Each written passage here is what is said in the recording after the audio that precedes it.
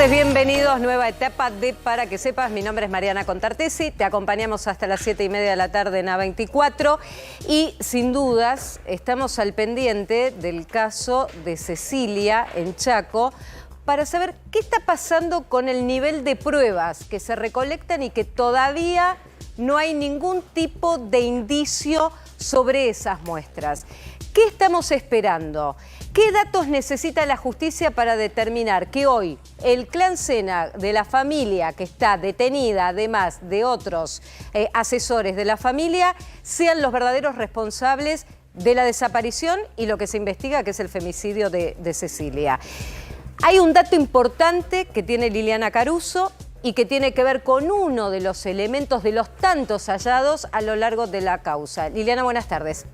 Buenas tardes, Mariana. Exactamente, comienza una semana donde los peritajes van a ser claves, te diría, porque de ahí se va a desprender mucho elemento para las prisiones preventivas que van a estar con seguridad el día jueves.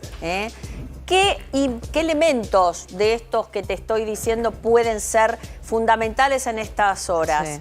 Estamos hablando de una prueba de luminol que se hizo en las últimas horas, del análisis de huesos encontrados, concretamente de falanges, y te voy a decir por qué pueden ser útiles, y también el tema de los análisis de los celulares. Lili, cuando planteamos que es macabro en ese título, triturada y desmenuzada, ¿esta es la hipótesis que tiene la Fiscalía sobre lo que ocurrió con Cecilia por todos los elementos, entre ellos un dedo, ¿no? Cuando hablas de una falange, sí, estamos hablando de parte de un dedo. Exacto. Que todavía falta peritar y tener el resultado final. ¿De esto estamos hablando? ¿Esto es lo que plantea la Fiscalía por estas horas? Claro, es lo que supone la Fiscalía, Mariana, pero que hoy, Fernando Burlando, al tomar, hacerse presente y ya ser representante de la familia de Gloria, o de la misma Gloria, si se quiere, porque ya presentó y se registró en Chaco como abogado,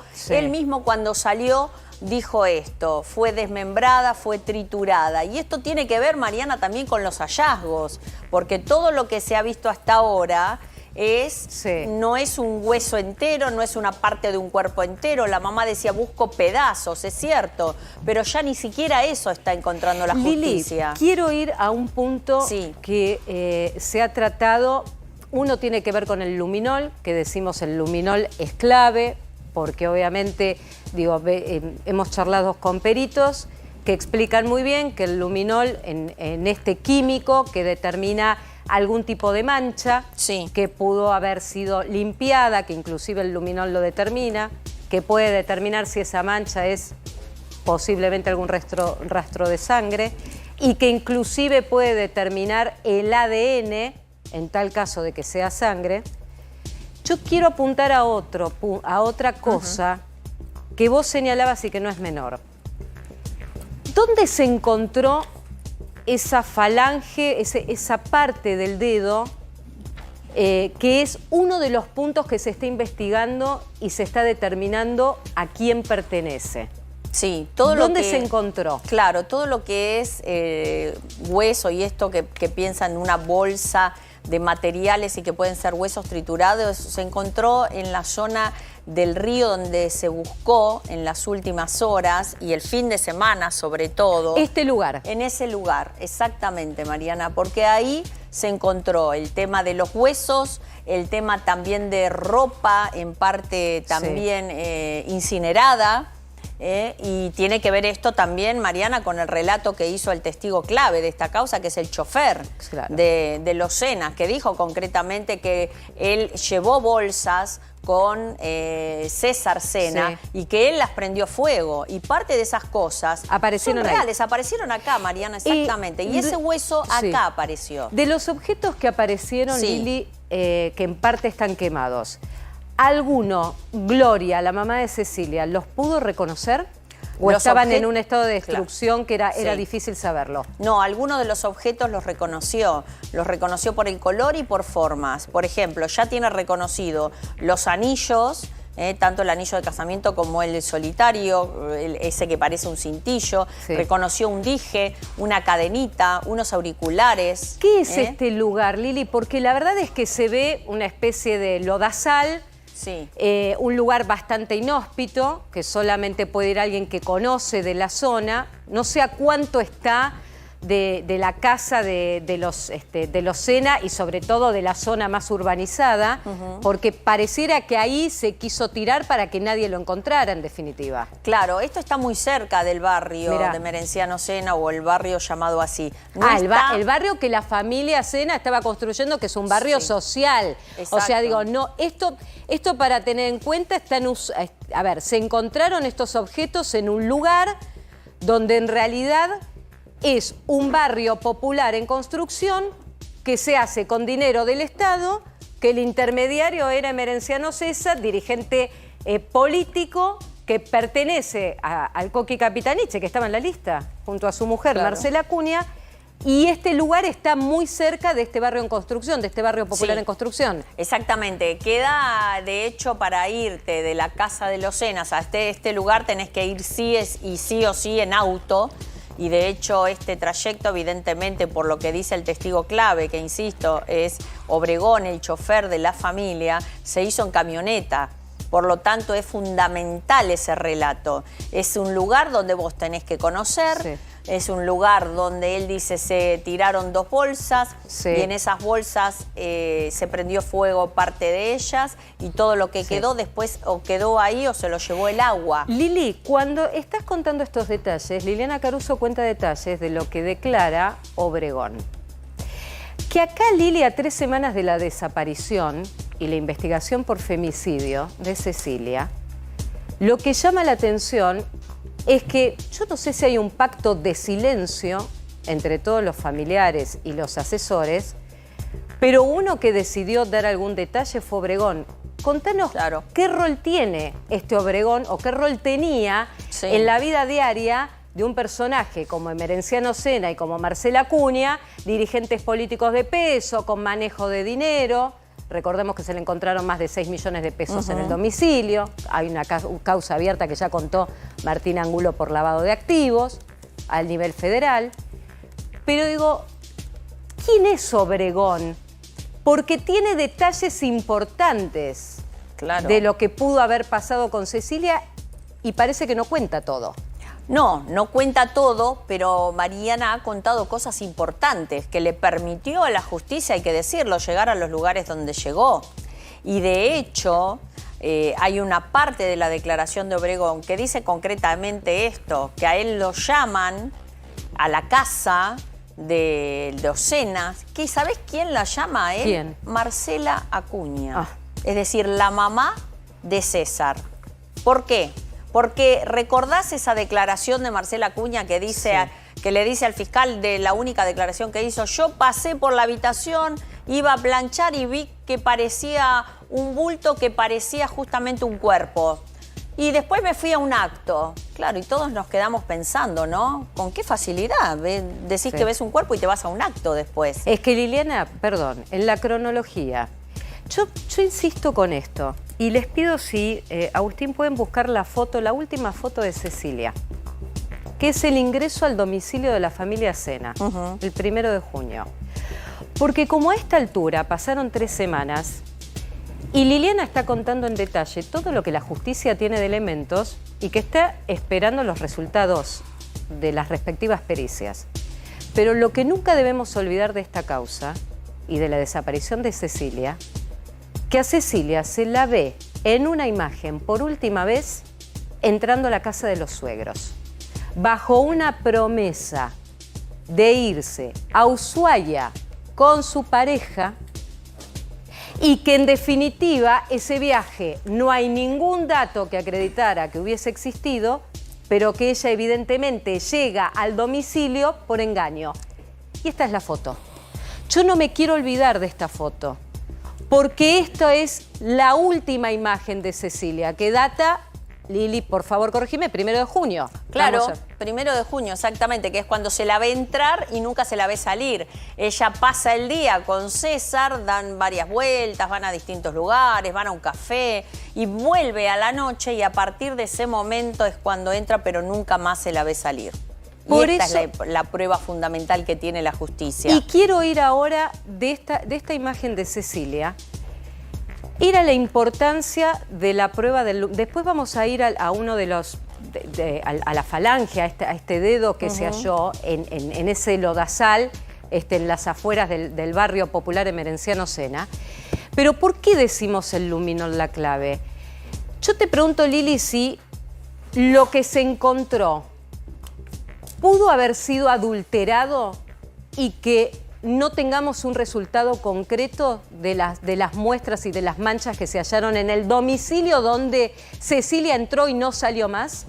Mira, por más que vos cambies, el tema del luminol le explicamos a la gente, es como si pasaras una escobillita, un barrido, en realidad es eso, sobre distintos lugares, y ahí eso te va a dar incluso si hubo una mancha de sangre y fue lavada, si fue limpiado esa escena. Primero y principal, lo que se sabe hasta ahora de ese barrido que se hizo en la casa de Emerenciano Sena, su mujer, y de César, y donde se la vio entrar a Cecilia, porque esa es la imagen, en ese lugar ya se hizo este luminol y para los abogados, para los peritos que vieron, dijeron esto es sangre humana. Primero, diferencia a que pudo haber sido de un animal, por ejemplo. Sangre humana, Lili, en la cual se puede identificar en esa sangre humana el ADN, el ADN es a la persona a la que pertenece. Sí se puede saber exactamente. ¿Y cuándo va a estar ese resultado, El Lili? tema es, claro, el tema es que primero y principal pasó mucho tiempo, Mariana, porque no fue inmediato. Y en esa casa,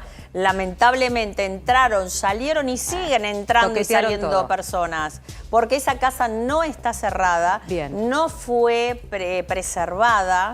De hecho, ya se analizó la primera vez y parece que no lo revisaron, no encontraron. En la segunda vez que analizan ya los fiscales y entran en la casa es que encuentran algunos elementos más de prueba y se dieron cuenta que faltaban muebles, por ejemplo, que no estaban más y que están en otro campo que los mandó también a trasladar la familia Sena. Es decir, pasaron cosas en esa casa. Por estas cosas es que los Sena todavía siguen presos, porque estando en libertad o con el pedido de la domiciliaria, como está pidiendo la mujer de Emerenciano Sena porque tiene diabetes e hipertensión, si desde adentro de la cárcel dan órdenes, imagínate estando desde la casa aunque sea en prisión domiciliaria, si todo estaba adulterado mientras se estaba buscando a Cecilia antes de la detención, ahora pueden armar cualquier coartada. Liliana Caruso está recibiendo más información que en minutos vamos a desarrollar, sobre todo la pista de esa falange que se halló, de ese resto óseo, que puede también determinar de quién se trata. En minutos Liliana ya va a tener más detalles. Sinceramente, como militante política, sostenía que era necesario construir una lista de unidad que nos permitiera abordar los problemas que tiene la sociedad muy graves. Yo sinceramente, y más allá de lo que decida cada espacio político, cuando veo por ahí a la oposición también responsable del endeudamiento y de la traída acá al fondo, pelearse entre dos listas para ver quién mete más bala o quién saca más derecho o quién ajusta más, digo, no es ni para decirles que son malos ni buenos, qué necios. Bueno, resumen del primer acto de Cristina Kirchner post cierre de los candidatos presidenciales con lista de unidad con Sergio Massa. Después lista de unidad, pero abrieron una lista con Juan Grabois también, a la cual le dieron toda la lista. Digo, eso después también es para analizar. Pero en resumen, ¿qué pasó? Lo criticó Alberto, le dijo, el presidente estaba empecinado en la primaria. Bancó a Guado de Pedro. ¿Por qué lo banca a Guado de Pedro? Lo banca a Guado de Pedro porque lo que dice es que si no se hubiese logrado una lista de unidad, Guado de Pedro hubiese sido el candidato de la PASO. Lo dijo ella en el acto. ¿Y por qué decimos que avaló a Sergio Massa? Porque habló de Sergio Massa como el candidato de la unidad. Y acá Cristina Kirchner no eligió cualquier momento para avalar políticamente la fórmula con Sergio Massa y Agustín Rossi, que estaba en primera fila, al igual que Axel Kicillof, en este acto de repatriación de un avión que está documentado, que fue parte de los vuelos de la muerte durante la última dictadura, donde se arrojaban a víctimas de la última dictadura al Río de la Plata. Es un acto de tinte de derechos humanos que fue parte de lo que Cristina Kirchner planteó como bandera de gestión de sus dos gobiernos. Y me parece importante, además de hablar políticamente del tema, detenernos en el evento histórico en sí, al cual les voy a pedir acá colaboración también histórica, tanto a Edi Zunino, a Carlos Campolongo. Buenas tardes. ¿Cómo les va? Placer estar con ustedes trabajando juntos. Claro que sí. Donde la repatriación de este avión está documentado por el Tribunal Oral Federal 5, que es el que se ocupaba también de lo que era la denuncia y también la condena al Tigre Acosta y a otros involucrados y a Astiz, de ser parte de los vuelos de la muerte, entre ellos que llevó en el año 77 a las monjas francesas y a 3 madres de Plaza de Mayo, línea fundadora. Edi, ¿qué relevancia tiene el avión, teniendo, digo, más allá del contexto político, porque está claro que se eligió este evento para empezar este proceso de campaña? A ver, el primer elemento histórico lo planteas vos. La justicia confirmó y ratificó que este es el avión que se utilizó para los llamados vuelos de la muerte, donde fueron tiradas a aguas del mar argentino las monjas francesas y 12 personas más que en la iglesia de la Santa Cruz formaban parte de una movida por derechos humanos y tibiamente contestataria de la dictadura en su momento. Este es el elemento central. A ver, un acto de estas características para presentar un candidato como Sergio Massa, yo lo vi, te digo, como un bautismo. Claro. O sea, es el bautismo de la candidatura de Sergio Massa para el público más kirchnerista del kirchnerismo. Claro, o sea, los que en las redes sociales el fin de semana tuvieron un run grande de decir, pero Massa es el candidato, no es el candidato. Me parece que hoy se empieza a cerrar esa cuestión. Ahora, desde el punto de vista histórico, este avión va a ser trasladado ya en horas a colocarse en su lugar en lo que fue la ESMA, y esto va a ser parte ya del Museo de la Memoria. Y coincido con vos en que fue un bautismo, porque había reparos con Sergio Massa, como también los hubo con Guado de Pedro, también de otro sector, cuando parecía ser el candidato, porque si Cristina Kirchner no daba la bendición, no salía públicamente a hablar, pareciera que para la militancia, y coincido, este es un acto más puertas adentro para la militancia, no iba a haber ratificación. Yo te diría que, o sea, Cristina unge, Cristina bautiza, o sea, Cristina es una pieza fundamental, ineludible de Unión por la Patria ahora. Ahora, no es que ahora a Cristina le tocó el dedo, poner el dedo como fue con Alberto Fernández, claro. Ahora tampoco es que se cortó todos los dedos, ¿no? O sea, Cristina es un actor importante y acá llevó la voz cantante de un acto fundamentalmente para su propia tropa, decir, muchachos, hay que apostar, dijo, y no hay que pelearse entre nosotros, insistió. O sea, me parece que son los mensajes principales. Bueno, vamos a escuchar cuando Cristina Kirchner avalaba a Sergio Massa y hablaba de apostar a ganar en esta elección. Escuchá. Sos medio fullero, che. Porque cada cosa que le digo, te apuesto esto, te apuesto lo otro, te apuesto un costillar, te apuesto esto. Bueno, no importa, hay gente que apuesta. Y está bien apostar. Porque para ganar también hay que apostar, siempre, ¿no? Bueno, ahí está. Aprovecho que ya empezamos el proceso de campaña para conocer propuestas políticas, pero también para escuchar posicionamientos. Está Martín Lustó, es el precandidato a jefe de gobierno por la Ciudad de Buenos Aires. Martín, gracias por estar esta tarde. Mariana, ¿cómo estás?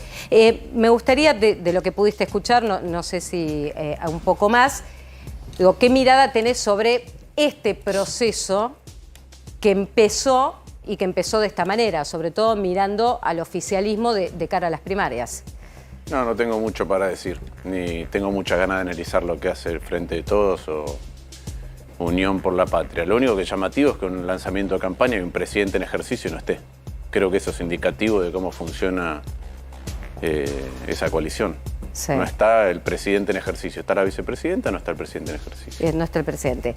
Que siga como ministro de Economía, Massa, en un proceso donde empieza la campaña y él es el candidato. Te lo pregunto que ha sido ministro de Economía. Bueno, tiene la atención dividida. Tiene la atención dividida. El ministro de Economía tiene que mirar, por un lado, la sustentabilidad de largo plazo y por otro lado, como candidato, estará mirando cuáles son las ventajas de corto plazo. O cuáles son las cosas que tiene que resolver en el corto plazo que por ahí no son buenas para el largo plazo. Desde tapar problemas en lugar de resolverlos hasta otras cuestiones. Entonces me parece que tiene una tensión interna. Pero también es cierto que ha habido casos en otros países de ministros de Economía que han terminado siendo candidatos a presidente. Sí. Te meto en la Ciudad de Buenos Aires porque ya empieza el proceso electoral. Debatís y te toca enfrentar a Jorge Macri en la interna. ¿Qué te diferencia de él? Mira, nosotros construimos un espacio político en el 2013 en la Ciudad de Buenos Aires, para la Ciudad de Buenos Aires. Muchas veces, inclusive en este canal, me han preguntado si iba a ser candidato a otra cosa y siempre dije yo voy a ser candidato a jefe de gobierno de la Ciudad de Buenos Aires. Para nosotros, para mí, la Ciudad de Buenos Aires no es un plan B. No es que soy legislador en otra provincia, después soy diputado por otra provincia, después soy intendente 3 mandatos, trato de ser gobernador y cuando me dicen que no, cambio de distrito. Nosotros no funcionamos así. Entonces ese es un primer punto. Nosotros tenemos una vocación de transformación de la Ciudad de Buenos Aires. No es que buscamos poder alrededor a ver dónde se nos da. Tenemos una vocación de transformación de un montón de cosas que me parece que se pueden llevar adelante con los instrumentos que tiene la ciudad, donde el PRO hizo una gran gestión en un montón de áreas, pero me parece que hay que llevar eso a otra escala, a otro nivel. Hay que dotarla de más alma. Hay muchas transformaciones urbanísticas y me parece que hay una enorme etapa para abordar la transformación de la vida en comunidad, de la transformación ciudadana. Me parece que hay un margen muy grande para hacer cosas. Pero insisto, la diferencia principal es esta, nosotros hace mucho tiempo que venimos trabajando en la Ciudad de Buenos Aires. Yo en el 2015 competí y perdí. Pero hice 32 propuestas. De las 32 propuestas, el gobierno de Horacio implementó 28. Y en 2019 nosotros nos incorporamos a una coalición que antes en la Ciudad de Buenos Aires no querían que hubiera paso. Nos incorporamos a una coalición, somos parte del gobierno y Juntos por el Cambio y Horacio ganamos por el 55%, por primera vez en la historia se ganó en primera vuelta. Pero nada, yo vivo acá, nací acá, trabajo acá, me eduqué acá, fui profesor acá. Pero hay una impugnación que está presentada contra Jorge Macri que se tiene que definir en los próximos días. Sí, pero esa es una cuestión legal. Yo digo desde el punto de vista de mi vida transcurre acá, mi vida familiar transcurre acá, mi presente, mi pasado y mi futuro transcurre acá. La parte judicial, a mí lo que no me gusta, yo voy a competir. Siempre he competido, siempre he debatido. Siempre he usado las PASO, entonces yo voy a seguir haciendo lo mismo. ¿Qué no me gusta de los límites de lo judicial? Uno no puede andar marcando en otros lugares cuando la Constitución o cuando un acto está en el borde constitucional y después hacer exactamente lo mismo. Me parece que es una doble vara que no está bien. Pero ese es otro tema. Yo me ocupo como candidato de presentar propuestas, de debatir y de competir. Bien. Vos sabés que Jorge Macri le hacíamos la misma pregunta, si podemos ponerla, porque le preguntábamos también qué lo diferenciaba de vos, por ejemplo. Y vamos a mostrarte, porque él lo que plantea, entre otras cosas, es esto de no haber hecho saltos en la política, de un lado al otro, que él siempre estuvo parado en el mismo lugar. Esto, si te parece, lo compartimos, lo escuchamos así para decirte exacto qué decía Jorge Macri. Está claro que son de los que más piquetes hacen en la ciudad, los que más líos y desmanes hacen, no deben de tener muchas ganas de que yo pueda llegar, así que van a hacer todo lo posible. Que ellos justamente se pongan a defender la ley y la Constitución me causa gracia, pero estoy tranquilo, los requisitos se cumplen, estas son cosas administrativas, suele haber en todas las elecciones. Vení. Esa tiene que ver con la respuesta, sobre todo a el Partido Obrero, por su candidatura que está siendo impugnada y que tiene que resolver la justicia. Puntualmente lo que dijo esta mañana en Radio La Red es esto de pasar de un partido que él siempre estuvo en el mismo lugar. Digo, sin mencionar dónde estuviste vos, dice yo estuve siempre en el mismo lugar. Primero, yo fui 4 meses ministro de Economía. Desde hace 10 años que armamos un espacio, defiendo siempre las mismas cosas en el mismo lugar político. En el mismo lugar político. Fui diputado, soy senador por la ciudad, fui embajador del primo de Jorge Macri, del expresidente Mauricio Macri.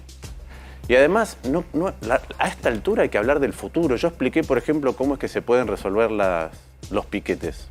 Con los instrumentos que la ciudad tiene y con uno nuevo, que es el que usa Jujuy y Mendoza. Yo quiero hablar de eso, porque si no, me tengo que poner a hablar que él hizo campaña con Massa, o la verdad que si nos ponemos a mirar para atrás, tengo que mirar lo que hizo Patricia Bullrich.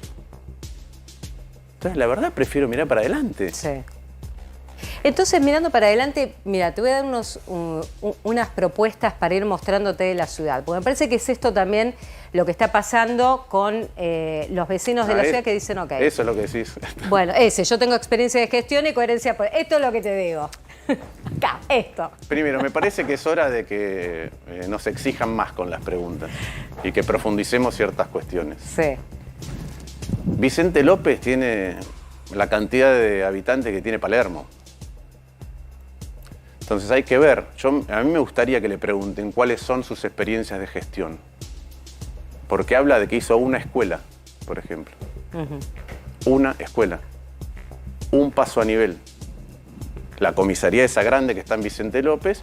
Y después hay que preguntarle a la gente que vive en Olivos si está bien con la seguridad, porque el otro día a mí me agarró una mujer por la calle el sábado y me dijo, yo vivo al lado de la Quinta de Olivos y me entraron el otro día. O si es cierto que no hubo excepciones al código urbanístico. Preguntémosle a los vecinos de Vicente López si piensan eso, que hubo una gran transformación en el día a día. Entonces, hagamos las preguntas. Cuando dice, yo tengo una gran experiencia de gestión, puntualicemos cuáles son de las cosas de experiencia de gestión que la ha hecho en Vicente López que sirven para la ciudad de Buenos Aires. Clarísimo. ¿Edi? No, ahora la política, Martín, no siempre funciona así, porque Macri, el primo, llegó como presidente de Boca, no llegó ni siquiera habiendo administrado un distrito... ¿Y Alfonsín? Tal cual, ¿no? Entonces, la pregunta que yo digo es, ¿el apellido Macri para vos, para tu candidatura, es una redundancia a la que no hay que volver o es una fatalidad porque el apellido Macri es la capital? Perdón. Alfonsín hizo todo un currículum vitae en la Unión Cívica Radical. No entendí qué quisiste decir. Porque lo que decía Edi recién es la experiencia de gestión. ¿Sí? Bueno. La experiencia a eso te referías, ¿o no? Claro, porque vos decís, Jorge Macri condujo un distrito de muy poca gente que equivale a Palermo. Bueno, el otro Macri, que llegó a presidente de la Nación, 2 mandatos previos en la ciudad de Buenos Aires, dirigía un club de fútbol, ni siquiera yo fui presidente de un banco que tiene 12.000 empleados y 350 sucursales. Y fuimos número 1 en crédito hipotecario del país, número 1 en créditos personales, modificamos los sistemas del banco. Me parece que es una discusión. ¿Por qué no discutimos de las propuestas para adelante en lugar de mirar? Es cierto lo que vos decís. Yo te podría decir que gobernó Horacio antes. Fue jefe de gabinete de un lugar, de la ciudad de Buenos Aires, y tuvo otras experiencias de gestión. Pero el propio Jorge Macri, antes de Vicente López, si ese criterio fuera cierto, antes de Vicente López, ¿qué había gestionado? Bueno, ¿sabés qué vamos a hacer, Martín? Vamos a aprovechar entonces disparadores para ver cuál es la respuesta para solucionar distintos temas. Bueno, esto tiene que ver con alquileres, digo, que es uno de los flagelos que está atravesando la ciudad, porque hoy renovar es muy difícil, gente que se va al conurbano, gente que se va a inquilinatos, se va a hoteles o gente que está viendo cómo sale para subsistir. ¿Qué primera medida se puede tomar para gente que vive en la ciudad de Buenos Aires y que alquilar le cuesta cada vez más? Mirá, no, hay instrumentos que tiene la ciudad de Buenos Aires para incentivar la construcción, que en lugar de incentivar la construcción en el norte, se puede incentivar la construcción en el sur para cosas específicas como alquileres. Sí. Por otra parte, el microcentro se puede reconvertir en un lugar para vivienda joven. Hay un montón de facultades y universidades alrededor. Están los medios de transporte y hay infraestructura tecnológica enterrada y sin usar. Y a la noche ¿No había un proyecto de eso, Martín? ¿Cómo? ¿No había un proyecto de eso en su momento? No sé si... Para reconversión de vivienda, que está acotado. Y yo creo que lo que hay que agregarle es para empresas tecnológicas que se quieran instalar aprovechando la infraestructura. Porque no hay cosa peor que algo que está un recurso que está desaprovechado. Y el microcentro es un recurso desaprovechado porque tiene, insisto, muchas facultades, muchas universidades cerca, una infraestructura de transporte. Y yo creo que hay que incentivar para que eso sea un barrio joven. De la misma manera que si vas para Villa Urquiza y ves lo que pasó en el corredor de Holberg, en la ex autopista 3, ahí tenés un esquema de incentivos de inversión público y privada que pueden modificar cómo se vive en el sur y que haya más viviendas de alquiler. Vos tenés una universidad como la UTN en Lugano que tiene 15.000 alumnos. pero esos alumnos no pueden vivir, tienen que transportarse por la ciudad, no pueden vivir cerca. Entonces, con inversión pública, privada e incentivos se puede transformar eso. Después está el tema de la ley de alquileres, que bueno, que es lo que hay que modificar. Pero inclusive sin ese tema, tiene incentivos, tiene mecanismos la Ciudad de Buenos Aires para tener más viviendas para determinados grupos. Hoy vengo de juntarme. Un joven de 25 años piensa que no va a poder, que está estudiando una carrera universitaria, es decir, que pertenece a un grupo que dentro de todo está bien, ¿sí? Si tiene una diferencia grande contra aquel que ni siquiera puede estudiar, ¿por qué no llega? Cree que no va a poder tener, vivienda propia, que no va a poder alquilar para poder autonomizarse de sus padres hasta los 30 años por ahí. Y eso es lo que hay que corregir. Y la ciudad tiene instrumentos para corregir. ¿Es de la noche a la mañana? No, pero se puede ir en un sendero donde haya cada vez más oportunidades de alquiler a precios razonables en los lugares donde hay que incentivarlo. La respuesta es sí. Sí. Martín, gracias por venir. Gracias a vos. Gracias. Bueno, hay datos importantes que Liliana Caruso fue recabando ahora en los últimos minutos, que tienen que ver, Lili, y tenemos que apuntar a la pista que tiene que ver con estos restos que se hallaron en este lodazal, que está cerca de este barrio popular que estaba en construcción. ¿Qué pasa con esta falange que se halló? Sí, esa falange es clave para determinar ADN. ADN que va a tardar un poco más, no piensan que va a ser de un día para otro, pero sí la calidad de una falange, lo que explican los peritos, si vos tenés un hueso como puede ser el de la falange que es grueso, de ahí podés sacar un ADN mucho más concreto y mucho más cierto que cualquier otro elemento que sea un hueso finito, que no sea, que sea algo, digamos, que no tenga inmediatamente tanta cantidad de ADN. Pero a tal punto es importante todo lo que se haga en materia de peritaje, que te voy a dar un dato clave que me lo acaban de confirmar. La querella va a pedir en las próximas horas que el perro que tenía Cecilia también sea parte de la búsqueda de elementos que puedan dar concretamente con qué parte del cuerpo o el cuerpo, ojalá por lo menos sea así por la mamá, pero no lo creemos, ella misma dijo busco cuerpo o partes,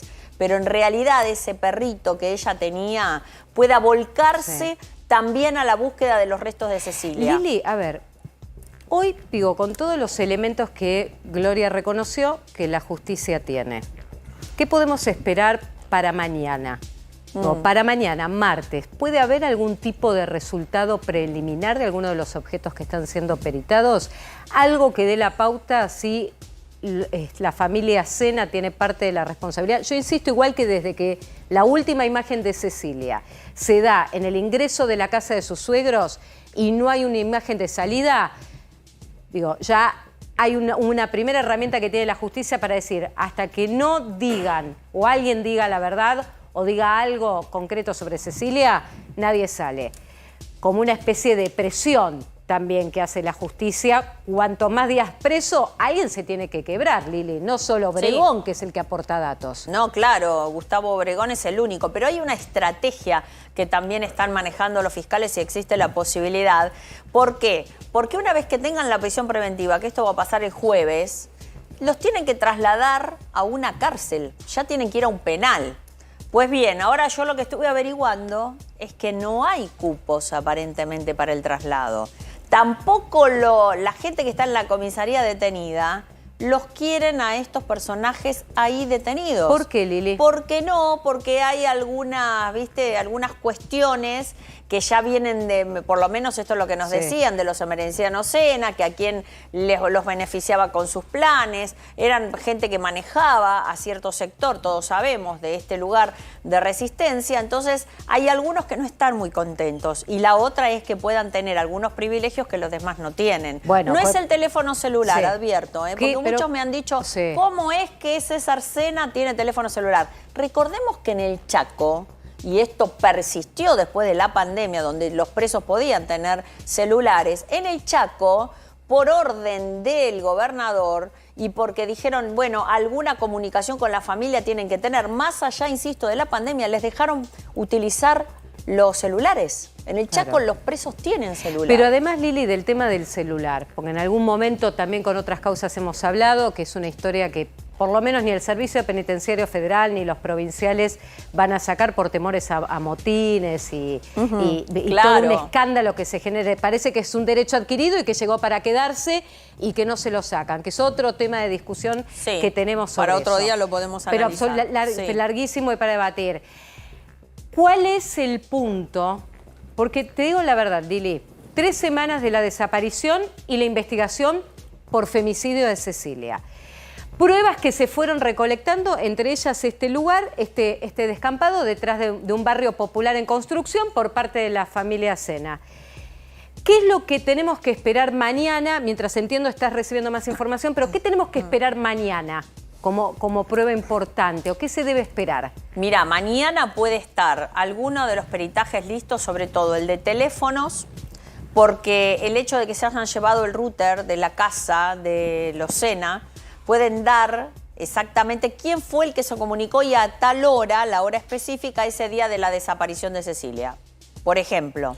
Y después alguna de las partes del luminol. Yo creo que eso va a ser parte de las cosas que podemos saber en estas horas. Lo del hueso hay que esperar. Los huesos demoran más tiempo. No hay que ponerse ansiosos porque en esto... Yo creo que va a tardar, a menos que ya hayan tenido antes y los fiscales no lo quisieron decir. Pero por lo que tenemos entendido, esperando no es así. la respuesta. Liliana está con información que está llegando desde Chaco, la Fiscalía que sigue trabajando minuto a minuto y que vamos a tratar otros puntos de información que Liliana está recibiendo. Ahora hay información importante.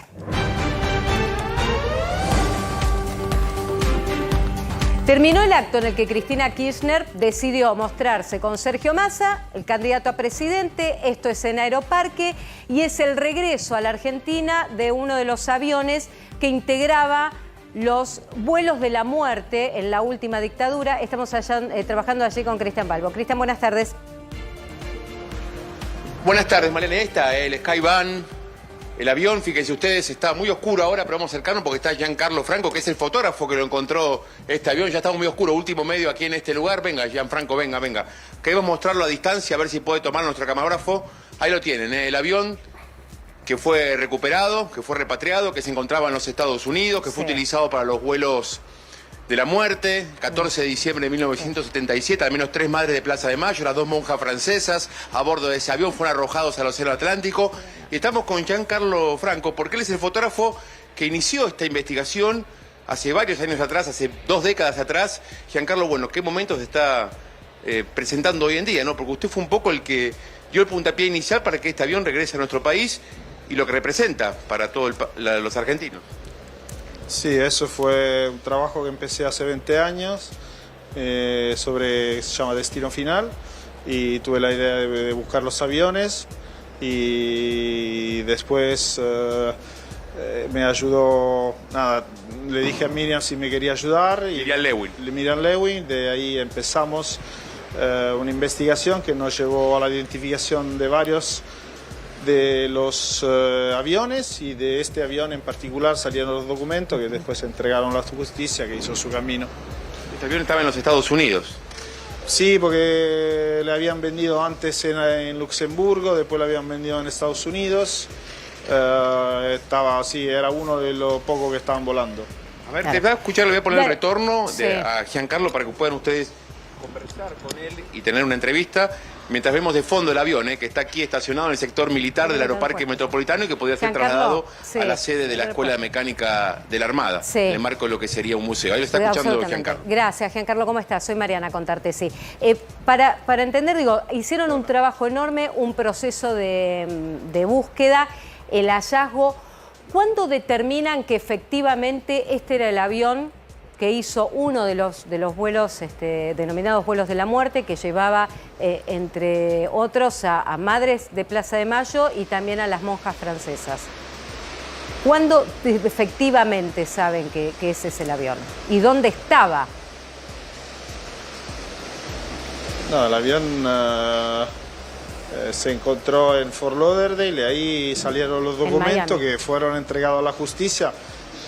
La justicia después hizo su camino, y cruzando las informaciones. Eso es el trabajo que tiene que hacer la justicia, o sea que eso no es parte de mi trabajo. Fue Destino Final, sobre la dictadura, sobre los vuelos, he encontrado muchos aviones y después puntualmente esto, de acá salieron los documentos que fueron entregados a la justicia. Claro. Giancarlo, te agradecemos este contacto y sobre todo el gran trabajo que hicieron con Miriam Lewin también para llegar a este proceso. Perfecto. Gracias. Y esto, Cristian, va al Museo de la Ex-ESMA. El avión no queda ahí en Aeroparque, va al Museo de la Ex-ESMA, donde están también parte de la Secretaría de Derechos Humanos y demás.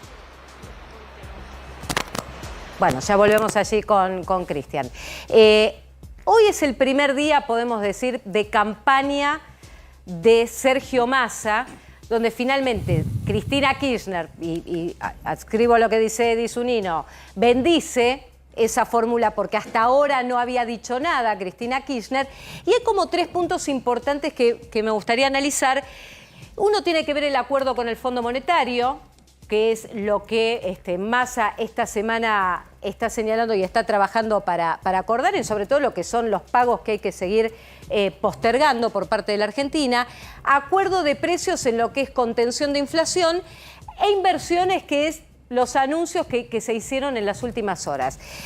Me parece en este sentido entender, Edi, en qué punto Sergio Massa va a tener una campaña en la que, sin confrontar, porque no le va a interesar confrontar con Juntos por el Cambio, porque ellos, entre Larreta y Bullrich, van a tener que arreglarse cuál de los dos va a ser el candidato que elija la gente para octubre.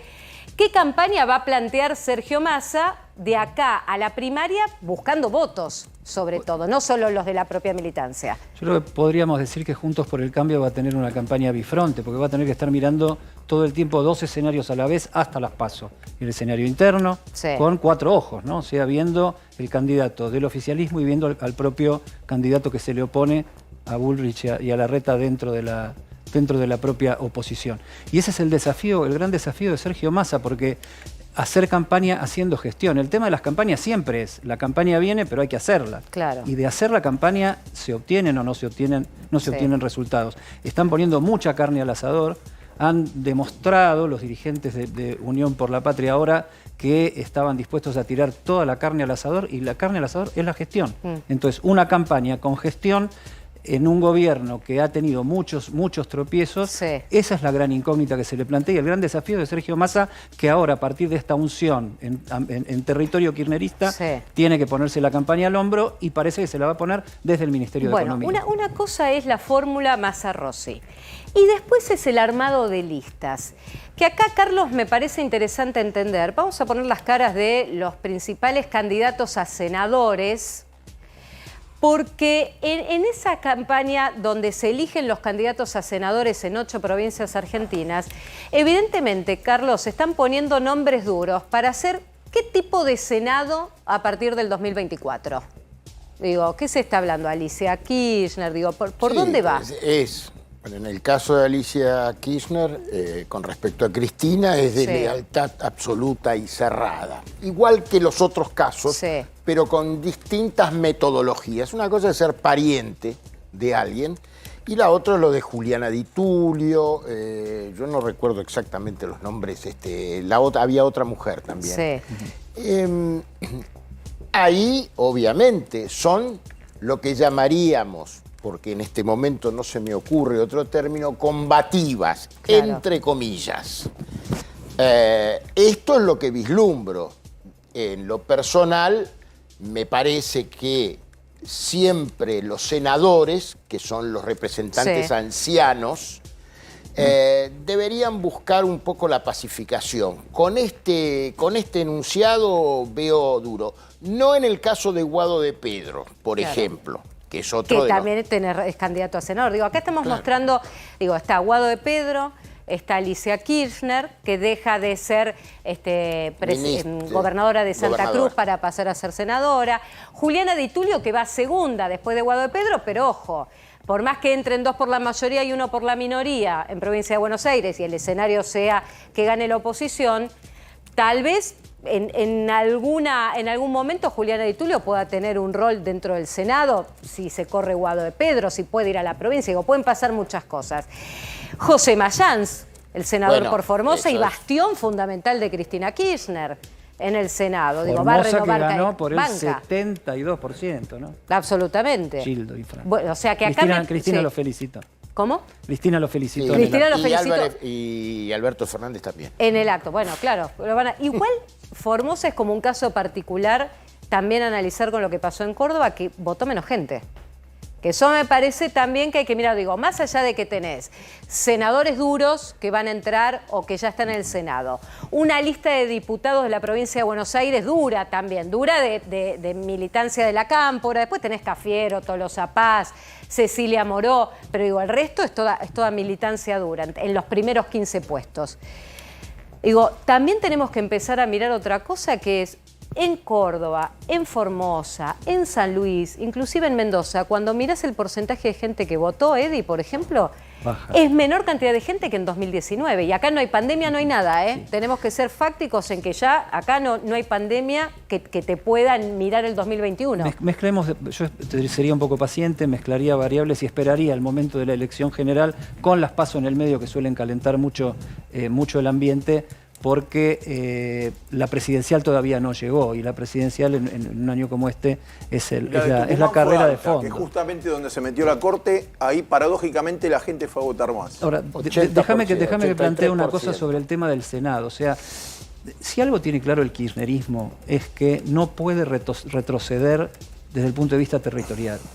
Y el territorio para el kirchnerismo es el Gran Buenos Aires, la provincia original, que es Santa Cruz, y después esta construcción que han hecho con Sergio Massa, que es la Liga de Gobernadores del Norte, que parece una especie de Liga de la Justicia de los dibujitos animados, pero que ha tenido un papel muy importante incluso en la definición de la fórmula de unidad de este último tiempo. O sea, gobernadores que les han dado el plafón, tanto el cristinismo como el masismo en todo este tiempo, de la cintura para arriba del país. Hablando de cristinismo y de masismo, un poco mirando la foto de hoy, porque digo, hoy hubo dos fotos importantes. Alberto con Scioli en Brasil, Cristina con Massa en el Aeroparque.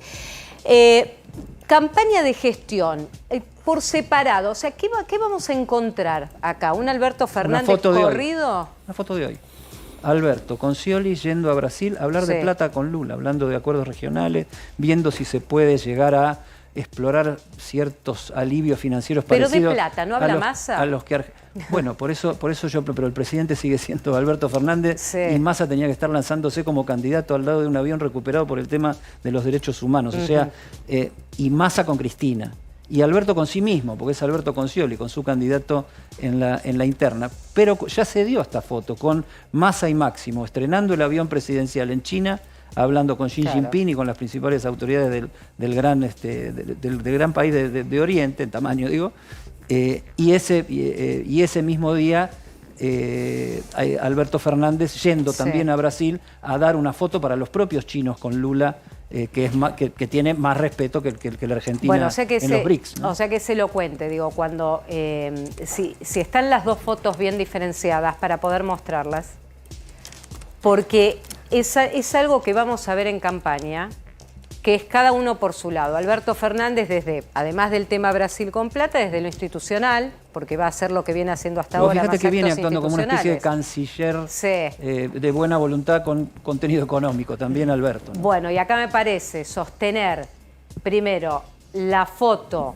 de Scioli con Alberto Fernández hoy en Brasil, la foto de Cristina con Sergio Massa, y que esta va a ser la variable que vamos a tener de acá a agosto y de acá a octubre. Ahora, me pregunto, ¿no fue esa la verdadera alianza parlamentaria que funcionó en la Argentina, la de Massa y Cristina? O sea, Cristina al frente del Senado, Massa gran parte de toda esta gestión al frente de la Cámara de Diputados y todos los acuerdos que se tejieron desde el punto de vista parlamentario. Me parece que ahí hay un modelo que después de las elecciones, sea como sea el resultado obviamente, no va a involucrar solamente al oficialismo, sino también a la oposición, porque ahí viene Larreta planteando el tema de la nueva mayoría y una cantidad de cosas transversales que está en la agenda de los dos lados, ¿no? Carlos, en esta mirada digo, ¿cómo sería la estrategia? ¿Esto es peronismo lo que va a haber en campaña o es otra cosa? ¿Qué es lo que es una mezcla de cosas, es hibridación de lo que hemos vivido en estos últimos años.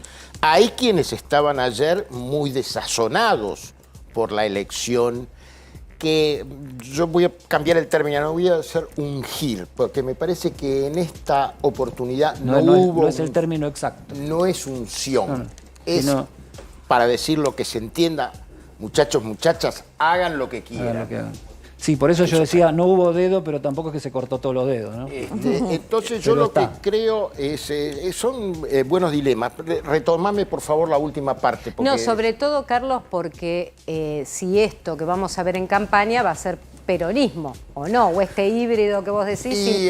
Digo, mirando, yo quiero que mires las fotos, ¿no? Hoy de Cristina con Massa y de, bueno, Alberto Fernández con Scioli, bueno, ahí Lula, ¿no? Como un actor, una primera... un amigo ya de Alberto, más que pensando en un aliado, porque él no se olvida que lo fue a ver a la cárcel cuando Lula estaba preso, pero acá me parece que es más de amigo que de realmente la posibilidad de gestión a lo que queda de tiempo. No, sí.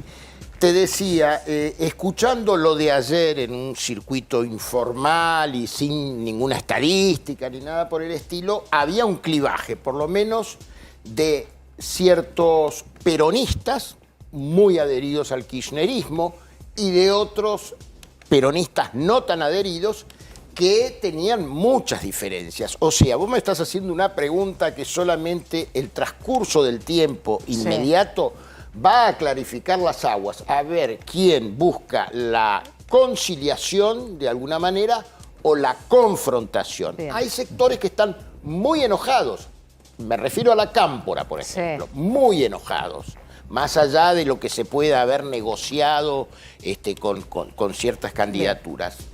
Y están muy enojados porque, bueno, por un montón de factores. Porque siempre, Carlos, Edi, cuando pasan estas cosas, quedan heridos. Yo hablaba con algunos dirigentes que decían que en realidad ahora estaban conteniendo a los heridos, a los que creían que iban a estar dentro de las listas y les dicen que no. Y la realidad es que esto pasa en cada elección. Ahora quiero volver con y la el militancia, tema. Mariana. Sí, o sea, hay que poner en marcha eso, ¿no? Tal cual. Quiero volver ahora en un ratito con el tema de campaña. Pero algo que hablábamos hace un rato con Martín Lustó, que enfrenta políticamente a Jorge Macri en la Ciudad de Buenos Aires en una interna a jefe de gobierno porteño, es una presentación que hizo el Partido Obrero para impugnar la candidatura de Jorge Macri. Me parece interesante escucharlo a Jorge Macri, que hablaba esta mañana en Radio La Red, y tener para que podamos entender todos qué es lo que se viene ahora para él, digo, para estos días, que lo va a explicar Martín Angulo. Lo escuchamos. Está claro que son de los que más piquetes hacen en la ciudad, los que más líos y desmanes hacen. No deben de tener muchas ganas de que yo pueda llegar, así que van a hacer todo lo posible. Que ellos justamente se pongan a defender la ley y la Constitución me causa gracia, pero estoy tranquilo. Los requisitos se cumplen, estas son cosas administrativas. Suele haber en todas las elecciones impugnaciones, a esta se ve que porque muchos no quieren que yo pueda competir, algún temor le genera, ha tomado más notoriedad. Bueno, Martín, ¿en qué estamos? Digo, estamos en una etapa de impugnaciones lógicas, ¿no? Después de elegir candidatos. Es la segunda que recibe Jorge Macri. La primera la había hecho Nito Artaza, que estos días se oficializó, que también va a ser precandidato a jefe de gobierno de la Ciudad de Buenos Aires, pero cuando Nito Artaza la presentó, el Tribunal Electoral de la Ciudad le dijo, mire, todavía no hay ningún candidato, yo no puedo resolver algo que no sabemos si va a pasar. Que ahora en el caso de Nito no le dieron los avales, listo, chau. Pero está, Nito es historia. No. Se bajó. Se bajó, perdón, claro. Nito no es que no, espera. Claro. Nito no se bajó. Se subió el a Nito no se bajó, a Nito lo bajaron porque no le dieron los avales, digo, digamos todo también. Todo bien con Nito, con la imitación de Daniel Scioli en el Teatro en el Ateneo, pero a Nito el peronismo hizo lo que iba a pasar, que era bajarle el pulgar a él y subir a Grabois. Pero dicho esto, ¿qué pasa con Jorge Macri? Eventualmente puede, como ciudadano, mantener la impugnación. Ahora, hoy, ¿quién se presenta? El Frente de Izquierda, también una competidora de Jorge Macri. Vanina Biasi, precandidata a jefa de gobierno con la abogada Liliana Alanis. Lo que dicen es, no cumple con los requisitos de la Constitución de la Ciudad de Buenos Aires. A ver, eso es. O sea, esta es la parte central. Ser nativo de la ciudad o poseer una residencia habitual y permanente en ella no inferior a los 5 años anteriores a la fecha de elección. O sea, nacer en la ciudad y además tener que vivir los últimos 5 años? ¿O I.O.? I.O. ¿Qué dice la izquierda? Por eso te lo pregunto. Jorge Macri nació en Tandil. Claro, nació en Tandil. Y los últimos 5 años tienen que contarse desde, toman la fecha de la elección, el 22 de octubre del 2018. ¿Qué dice la izquierda? Era intendente de Vicente López. Fue intendente de 2011 al 2015, del 2015 al 2019 y de 2019 hasta el año pasado, cuando entró en licencia para subir como funcionario del gobierno de la Ciudad de Buenos Aires. Pregunta. Sí. Por un dato que entiendo van a plantear también desde el sector de Jorge Macri. Mientras era intendente Vicente López, ¿el domicilio registrado lo tenía en Vicente López o lo tenía en la Ciudad de Buenos Aires? Ese es el punto que plantea la gente de Macri. Claro. Dicen dos cosas. El domicilio lo tenía en Vicente López, pero residía en la Ciudad de Buenos Aires. Yo soy de Vicente López y tuvo problemas primero para entrar en Vicente López, porque no tenía los 5 años primero en Vicente López, no tenía el tiempo cumplido en Vicente López y toda la gente estaba diciendo, che, cayó como paracaidista en Vicente López. Ahora resulta que estaba en Vicente López y vivía en el otro lado. Claro, él dice, la gente de Jorge Macri dice que desde diciembre del 2015 reside y vive en la Ciudad de Buenos Aires. Pero además van un punto que dice que estos 5 años anteriores no son, en su interpretación, inmediatos. Por lo tanto, que pueden contabilizarse otros 5 años. Y ahí toman desde muchos años atrás. Por eso hoy Jorge Macri, ustedes les decía hoy en la red, que tiene 41 años de residencia en la Ciudad de Buenos Aires. Eso es lo que plantea, esas son las dos posturas que están planteadas. Yo les pregunto a todos, a esta altura, no voy a decir promiscuidad, pues es una palabra, si yo digo, yo vivo en el conurbano, pero tengo domicilio en la ciudad. Si yo quiero ser, como ha pasado en casos como Vidal, como, Scioli, como Kicillof, digo, y tantos otros, Ocaña, digo, y tantos otros. Digo, ¿es posible, es a esta altura viable discutir que cruzando la General Paz vos seas más o menos porteño o más o menos bonaerense?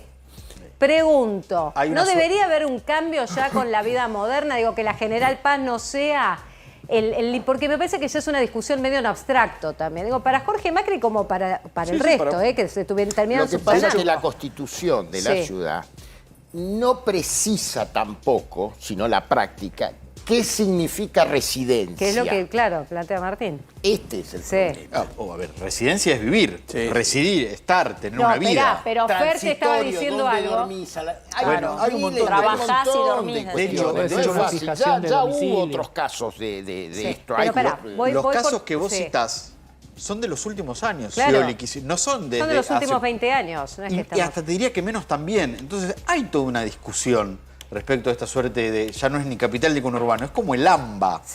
Pero bueno, las normas establecen algo que se va a discutir. ¿Qué pasa a partir de ahora? Porque digo, para entender las impugnaciones que no solo pasaron por Jorge Macri, pasan por otros candidatos tal vez de menor cuantía y todavía no los estamos mediatizando. Pero más allá de las impugnaciones, ahora, ¿qué pasa? ¿Qué tiempo tiene la justicia para determinar si puede... Otro dato. Y a la Corte Suprema también. Te voy a dar otro dato. Martín, calmate. Sí. ¿Qué es lo que dicen muchos en el mundo de la política? Jorge Macri en la justicia en la ciudad no va a tener problemas.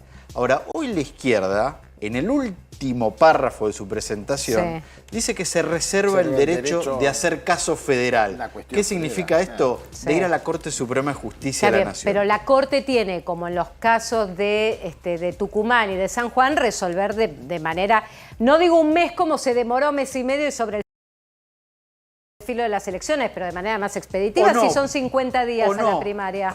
El caso de Formosa no lo resolvió. Las elecciones se hicieron el domingo y la Corte nunca resolvió. Pero ahí el jefe de los fiscales le dijo a la Corte, muchachos, no es un tema en el que nos tengamos que meter. Lo digo en términos simples. Lo mismo le había dicho en Tucumán y en San Juan y la Corte se metió. Claramente hay tiempos que respetar porque las candidaturas se tienen que oficializar. Se tienen que plasmar las candidaturas en las boletas y los tiempos son muy cortos.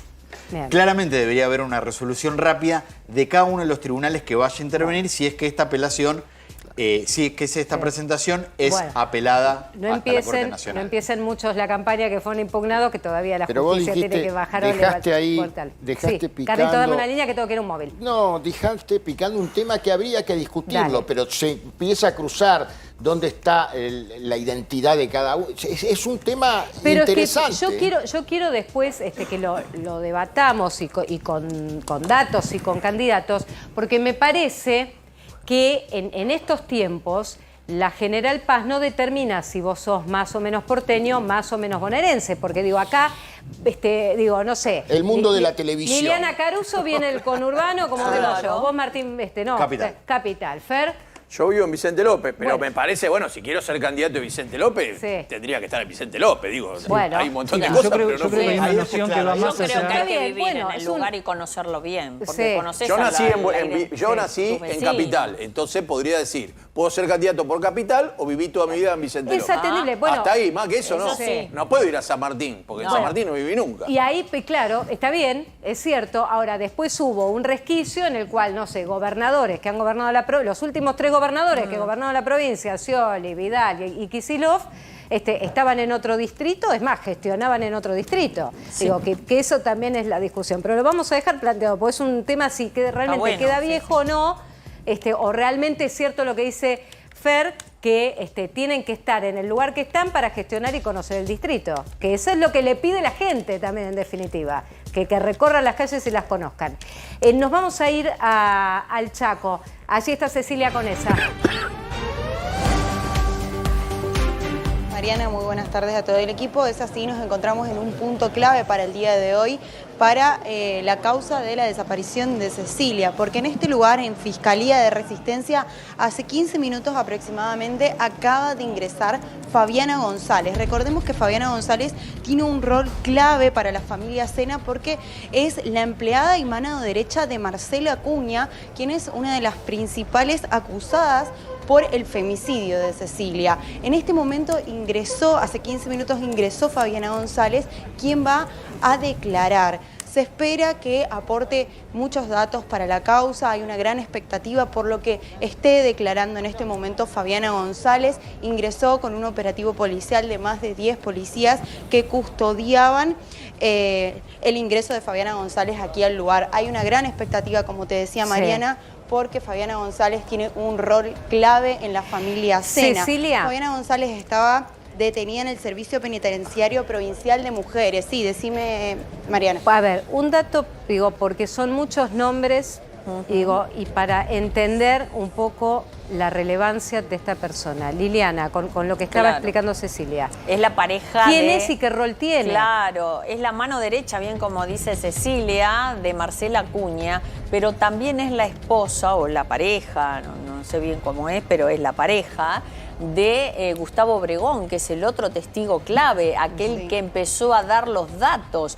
Y es fundamental este relato, porque lo que querían los fiscales era saber si Obregón sabía tanto y habló y dio detalles concretos, qué estaba faltando para que Fabiana González también lo hiciera, para que contara más. Creen los fiscales que ella puede ser la clave para saber exactamente qué pasó con Cecilia. Bueno, ella está detenida porque la justicia entiende que Fabiana, la pareja de Obregón, este hombre que es el que dio detalles de la causa que permitieron llegar a los objetos. Chofer. Uno el chofer y la otra la mano derecha. La mano derecha. Que Fabiana sepa más de lo que hoy no dice. Y por eso también la tiene detenida. A ver, las detenciones, yo lo que quiero entender hasta ahora, que es lo que nos está mostrando Cecilia Conesa allí en la alcaldía. Lo que yo quiero entender, Lili, es los que están detenidos que no son de la familia Sena, que son los asistentes y demás, la justicia los mantiene detenidos hasta en una forma de presión para que alguno hable, se ablande. Claro, primero hay que decir que muchos de ellos tienen que ver con desaparición de pruebas, como en el caso de Obregón, y después el tema de que saben mucho y pueden haber ocultado, más allá de que esta mujer entregó la lista de los teléfonos y contó que le habían cambiado todos los teléfonos, que se habían cambiado entre ellos los teléfonos. Claro, entonces... Déjame agregarte un dato. Sí, Hace un ratito Cecilia. con con el doctor Améndola, Sí. nos atendió amablemente minutos antes de que Fabiana ingrese aquí Fiscalía, y el doctor nos decía, todos participaron de alguna manera Claro. con la desaparición del cuerpo y con el delito, con el femicidio. Con Todos encubrir, participaron con de alguna encubrir, manera. ocultar pruebas. A esta mujer, Claro. perdón, a esta mujer, Marcela Acuña, la madre del principal sospechoso, ¿le habría ordenado que limpie toda la casa? Claro, en un un momento momento le dice Sí. que, claro, Cecilia, vos tenés ese dato exactamente también. es esa. Bueno, yo Sí, lo que... exactamente es esa. En Sí. principio, la primera hipótesis que se manejaba desde los primeros días de la desaparición de Cecilia era que Fabiana limpió el lugar del hecho. Bueno, que no es un rol menor, si es la hipótesis en las Exactamente. testimoniales que maneja la justicia. Lo que Cecilia, explícanos, vos que estás allí en Chaco, si realmente estamos Sí. ante un operativo inédito de lo importante y de lo fuerte que es para el traslado de Fabiana. Porque la verdad es que se ve Sí, sí, todo un sí. operativo enorme. Sí, así es como vos decís, Mariana, es un operativo enorme cada vez que se trasladan a una persona, a un implicado en la causa, porque recuerden que desde el equipo de fiscales indicaron que todos tienen un rol importantísimo y hasta que no sea el juicio por jurado, hasta que sea el juicio por jurado los van a tener detenidos. Claro. Y los van a cuidar de alguna manera. Bueno, Claro. perfecto. Quedamos a la Justo, espera allí. Perdón que Sí. me desconcentré porque parece que aparentemente... Hay movimiento. está O sea, por vos lo salir que estás... Fabiana. Hay movimiento, sí. A ver, estamos allí trabajando en vivo Sí. desde el Chaco, el traslado de Fabiana González. Fabiana es la pareja de Obregón, que son los asistentes de la familia Sena, que para la justicia son cómplices, al menos de la desaparición y lo que se investiga a esta altura, que es el femicidio de Cecilia, con un agravante, un rol que podría haber tenido esta mujer, Fabiana González, asistente de Marcela Acuña, que es lavar la escena del crimen, que es parte de lo que Liliana va a determinar la prueba del luminol, Claro. que estamos esperando en las próximas horas. Exactamente, por eso digo, puede haber elementos en la casa que se hayan levantado que para la justicia ahora, con todo este rompecabezas, tome relevancia. Y lo que hay que decir aquí, que justamente ellos están acusados de partícipes secundarios, que no es menor, porque el problema que tenés con la madre, el padre y el hijo es que no se pueden inculpar entre sí, porque son bueno, por familiares esta relación directos. de sanguínea que tiene se complica. Bueno, Cecilia, estamos allí con vos. Hay movimiento, lo que se espera es que trasladen en minutos a Fabiana González. Sí, así es, Mariana. Se espera que trasladen nuevamente el Servicio Penitenciario Provincial de Mujeres a Fabiana González. En este momento estamos esperando la salida de Fabiana y a la expectativa por lo que declare.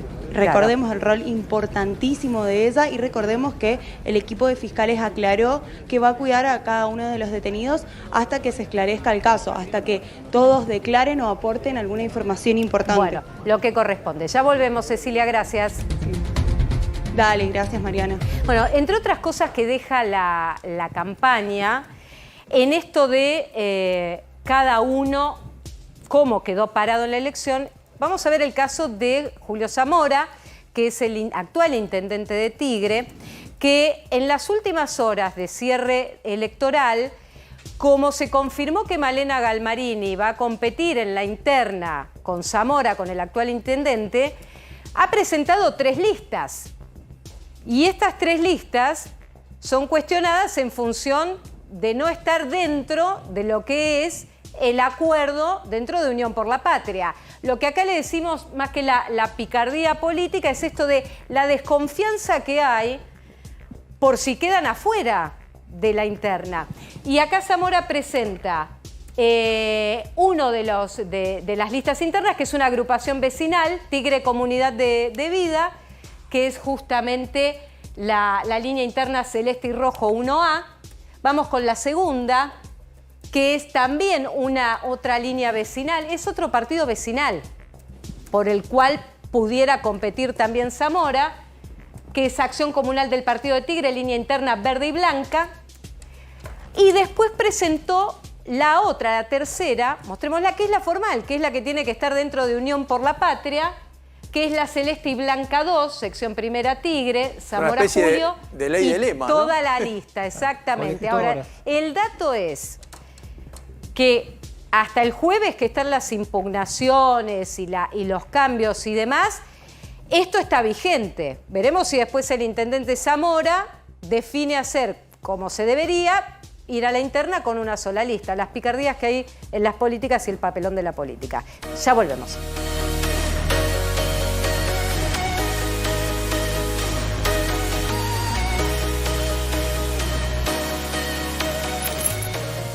Como ya empezó la campaña política en todos los rubros, desde presidente, gobernadores, también intendentes, en Lomas de Zamora se está presentando la lista de Unión por la Patria, donde el candidato a suceder a Martín Insaurralde es Federico Termín. Martín, toda esa paciencia, ese tiempo más que tiene Máximo Kirchner.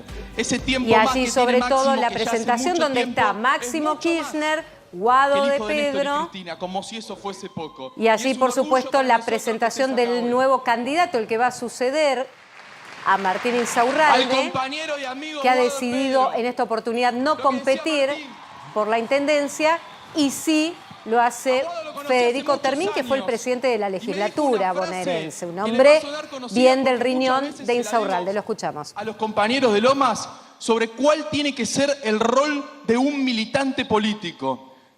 Un militante político recibe una instrucción de la conducción, se pone la mochilita y va, y camina, sin egos, sin intereses personales, y hace lo que dice la conducción. Guado, estamos orgullosos de vos, estamos orgullosos de vos. Tarde, 21 minutos, allí estamos en vivo en Lomas. Y la compañera Daniela Vilar. Y también mirando con atención lo que pasan otros puntos, ¿no? Allí, bueno, está todo el sector de la militancia y demás en Lomas de Zamora, con Massa también, que salió de estar con Cristina Kirchner y de estar en este caso allí en Lomas. Ya volvemos. Y mucho. Eran tiempos ahí de tensiones varias, hasta que pudimos encontrar algún tipo de síntesis. Hay muchos testigos por acá. Discutíamos fuerte en un café acá cerca, nos encontrábamos y duro. El campo, la PJ, discusión. Y les cuento un secreto, una cosa, si me prometen que no salga.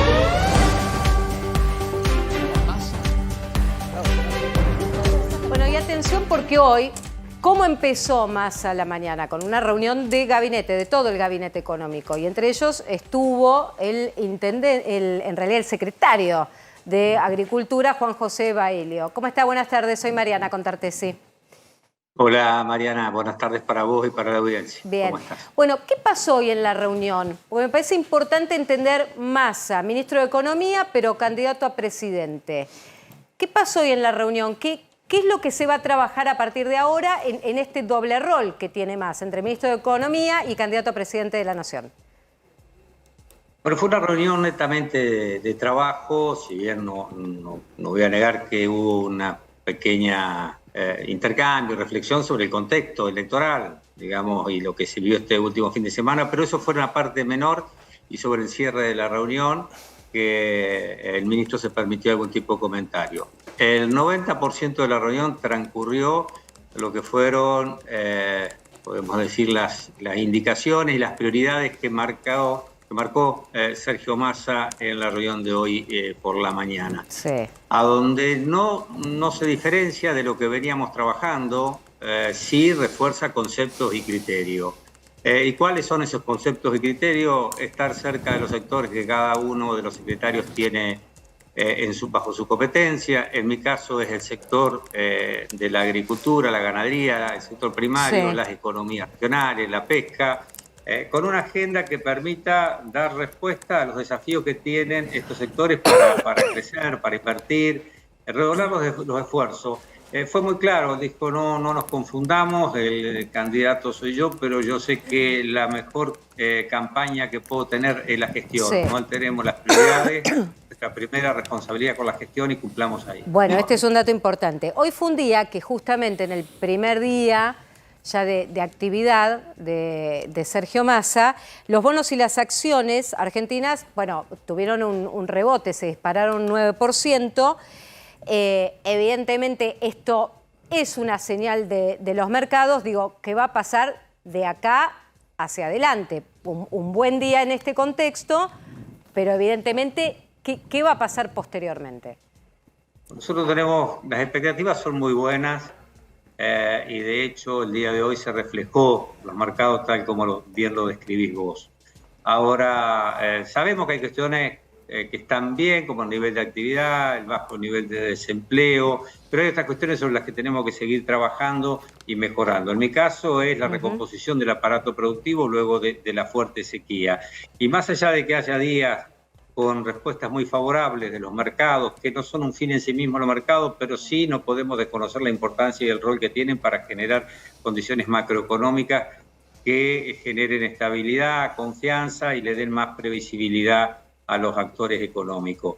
Te decía, más allá de cuestiones de días puntuales que pueden ser muy positivos como el de hoy, los que estamos en la función pública no tenemos un cheque en blanco de parte de la sociedad. Afortunadamente tenemos cada vez una sociedad más exigente, una sociedad que tiene una masa crítica importante y que nos evalúa permanentemente por nuestro compromiso y nuestra capacidad de trabajo. Bien. Bueno, ahí tiene que estar nuestro eje, ahí tiene que estar nuestro trabajo. Afortunadamente no es afortunadamente porque no es una cuestión casuística, sino que tiene que ver con la confianza que ha generado Sergio Massa a través de su accionar, sobre todo en estos últimos 10 meses.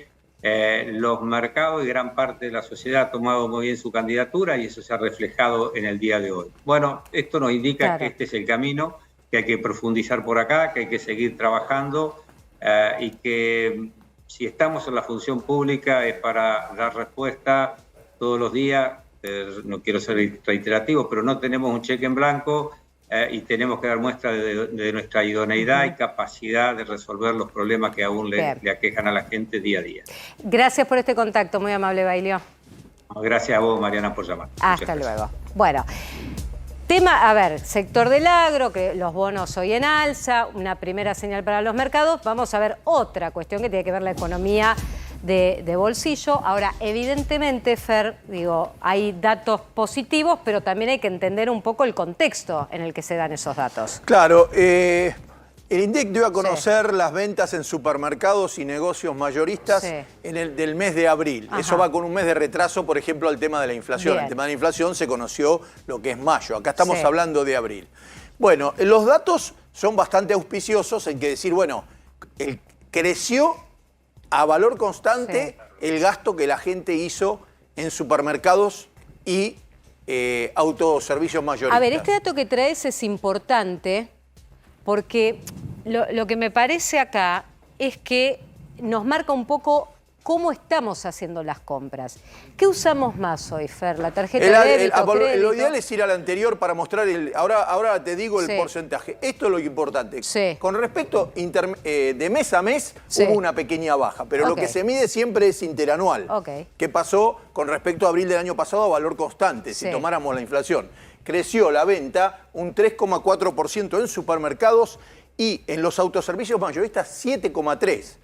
¿Qué quiere decir esto? Quiere decir de alguna manera, después por otros números que tenemos, es que la gente se está dando cuenta que comprar acá, que paradójicamente no aparece esto en el INDEC después al hablar de inflación, lo que da impresión es que la gente tomó conciencia de que es más barato comprar ahí porque hay más precios justos. Y se estoquea más. Estoquea ahí y más en supermercados, que muchas veces los supermercados tienen los precios más bajos que los... Claro, por el acuerdo con precios justos. Por eso, entonces van ahí y la gente está comprando así. Respecto a marzo, por eso dijimos 0,4 y vamos a un dato que es interesante. En cuanto al monto total, la inflación acumulada va en 100,8% anual. Mientras que el consumo en supermercados creció el 117%. Quiere decir que creció más que la inflación. La gente compró más que lo que compraba antes. Vos me podés decir, y bueno, pues si tiene menos plata porque realmente hay mucha inflación. Sí, pero a la vez hay un poco más de empleo. Entonces, a veces la gente suple parte de la caída de su salario trabajando más, o el que no tenía empleo consiguió empleo. Entonces esa persona termina gastando. Bueno, ¿esto es lo que gasta promedio la gente Claro, cuando va? esto mirá qué raro. Sí. Esto aumentó solo el 89,6. Me va a decir, pero En si una inflación la inflación fue del 100,8. Claro. ¿Qué quiere decir? ¿Pero por qué la cifra entonces total superó? Porque hay más gente comprando en supermercados. Y lo que sí probablemente la gente haga compras en más veces o más perdóname, chicas. 5.000 pesos Es el promedio. una compra chica. Muy chica, Fer, claro. son, en serio te digo, 6. Mira que yo voy Sí, los sí, sábados. yo Pero de yo te voy a eso decir, soy yo especial. soy esta. Sí. Yo soy la que va los sábados al súper de casa. Va Es un todo- supermercado, es la cadena francesa que tiene un mediano. No Eso tiene ni el chiquitín, chico sí. ni, Hay el, un ni mediano. el grande. Bien. Tiene el Y mediano. no se estoquea. ¿Usted va todos los sábados o va un sábado y compra Bueno, todo? escúchame, me quedan 30 segundos. ¿Nos vamos No, juntos al magia. súper? Bueno, No, ¿qué quiere ya que le está. cuente? Bueno, entonces, Ninguna la ¿cómo magia. gasta la gente? ¿Quiere saber Bueno, usted dale, que la que última. había La dicho última eso? que Montenegro me No, echa. había dicho cómo gastaba la gente. Bueno. El 37,4 lo hace con tarjetas de crédito. Sí. Y el 31 de los 0,4% Sí. de los pagos se hace con tarjeta de débito. Sí. ¿Cuántos usan el efectivo? Bastante, 26,5%. Bueno, nos fuimos, Bien. nos vamos a ir a comprar. Gracias, Fer. Use el crédito, guarde el débito y baje la deuda. Está. Eso es lo que hay que hacer. Bueno, ahí Hasta estamos. luego. Nos vemos mañana. Ya llega Máximo Montenegro y todo su equipo. Chao, hasta mañana.